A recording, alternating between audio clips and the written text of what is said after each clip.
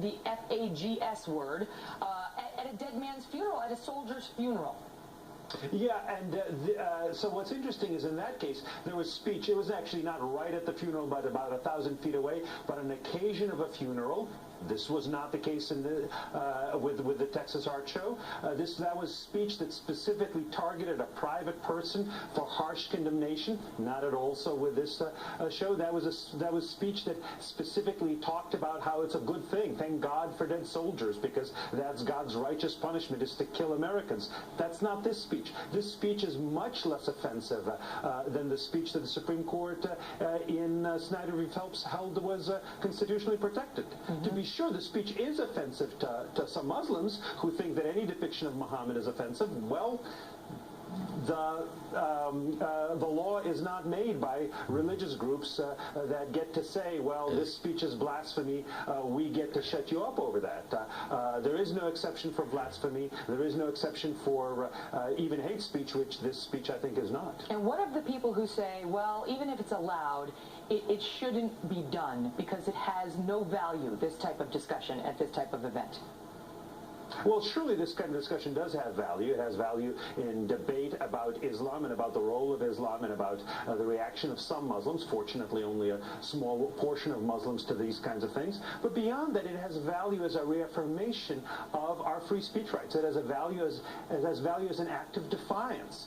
It has value of people saying, look, we are not going to be shut up. When you tell us that we cannot draw pictures of Muhammad, when you tell us we cannot say these things or else you'll kill us, that just means we're going to do it again and again to show that you cannot threaten Americans into submission. In fact, the winning cartoon in this particular contest was one in which there was a picture of Muhammad saying something like, you can't draw me, and then there's a mouth bubble coming out as if from the artist saying, that's why I'm drawing you. That the whole point of this was to say, you cannot tell Americans, you cannot tell a free people what you can and cannot say. And that's a very important message to say, especially in times like these. So when you see members of the media, I mean, for the most part, rushing to condemn the event, I mean, there's been so much more discussion about how they shouldn't have had this event and it was too provocative and stupid than there has been to focus on the attackers. What's your reaction?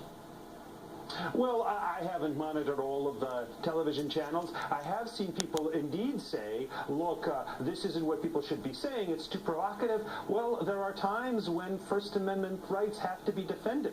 And they have to be defended by saying, we are going to say these things even though we realize there's a risk of violence, even though we realize there's a risk of attack. The only way we can protect our free speech rights is by reasserting their free speech rights. Look, lots of things are provocative.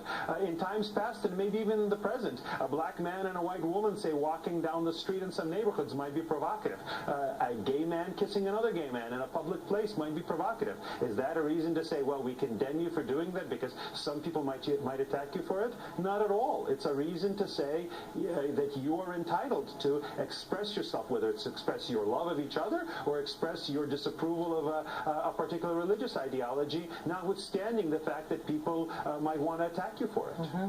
And in that Westboro Baptist Church case decided 8-1 in favor of their right to say the hateful things, the court found as follows: speech is powerful. It can stir people to action, move them to tears of both joy and sorrow, and, as it did here, inflict great pain.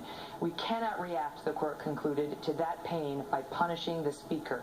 As a nation, we have chosen a different course.